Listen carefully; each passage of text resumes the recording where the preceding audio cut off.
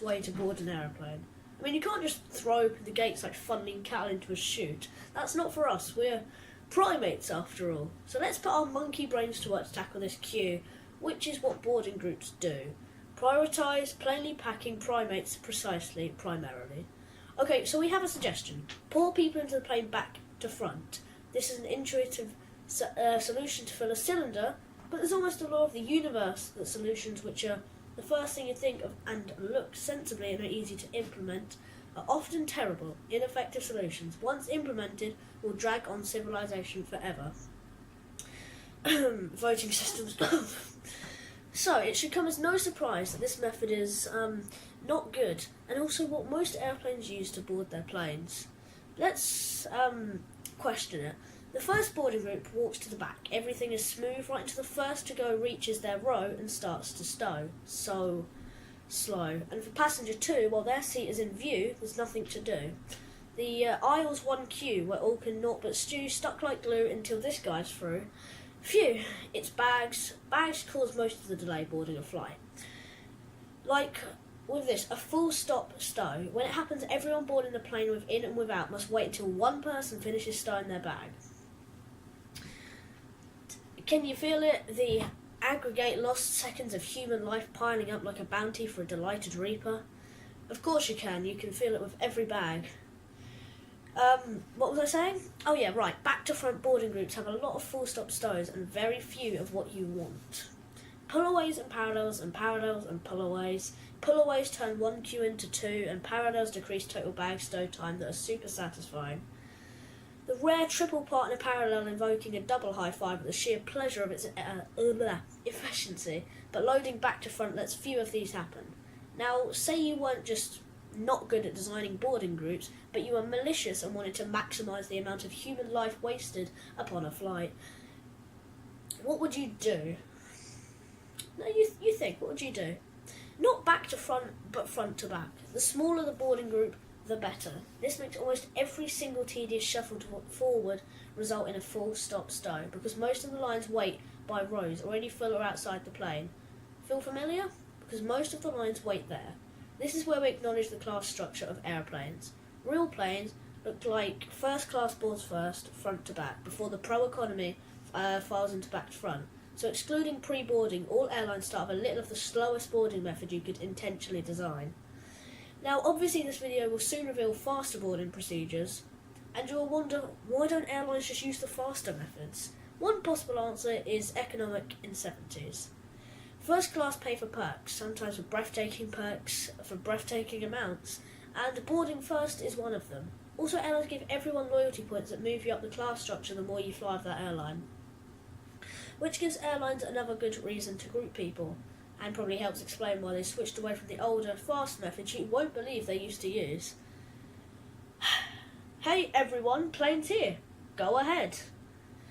Doing nothing and having people board the flight in whatever order they showed up to get their assigned seat is faster than organised, tidy boarding groups.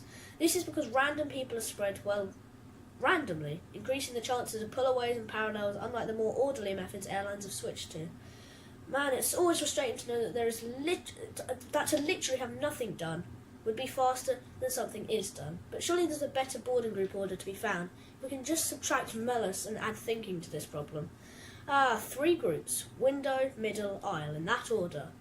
This is really the same as doing random thrice, one for each column of the craft.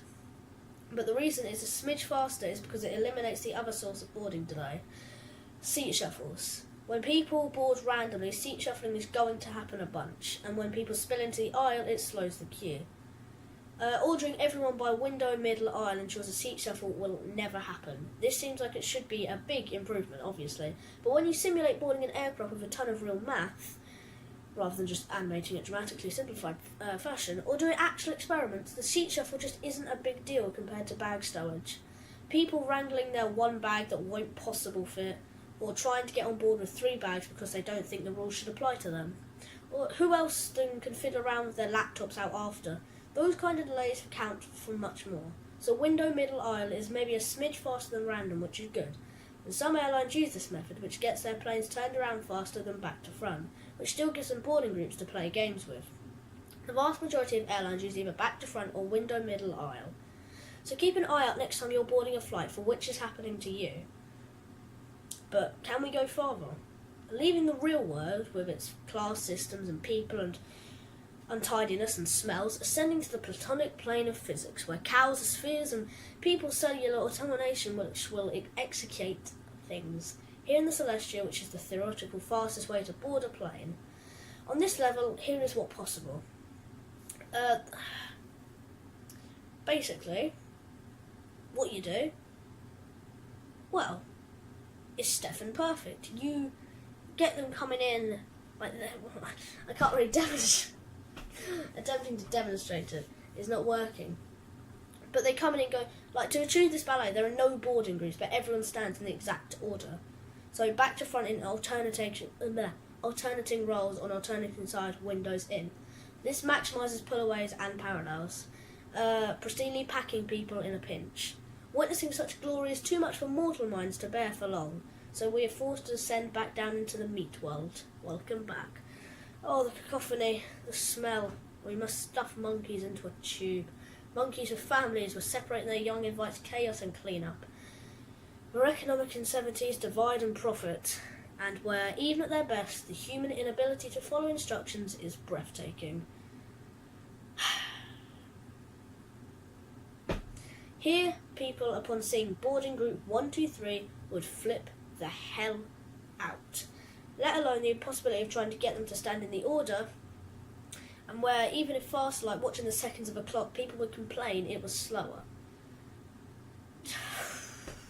Such gifts we were not meant to have, but there is a way we can modify this perfection to improve our lot on this plane.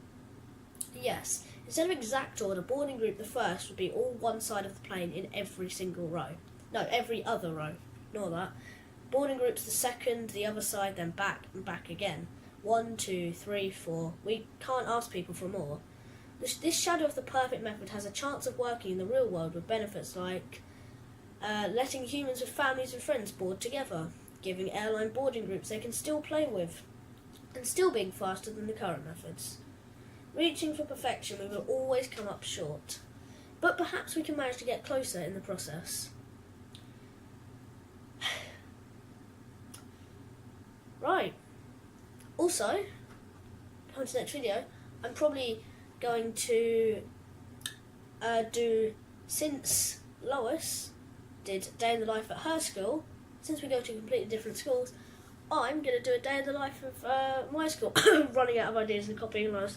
So yeah, I'm going to do one at my school to show the differences. Well, I'm not going to tell you what the school is, but I'll show you what the differences of the schools are. And mine's better. But, right. I'll see you in the next video, which might be mine, Sid's, Charlie's, or Lois. Honestly, I'm probably not supposed to admit this, and I'll probably get beaten up by Lois for this. But we have got no schedule. So, I'll see you at some point. See ya.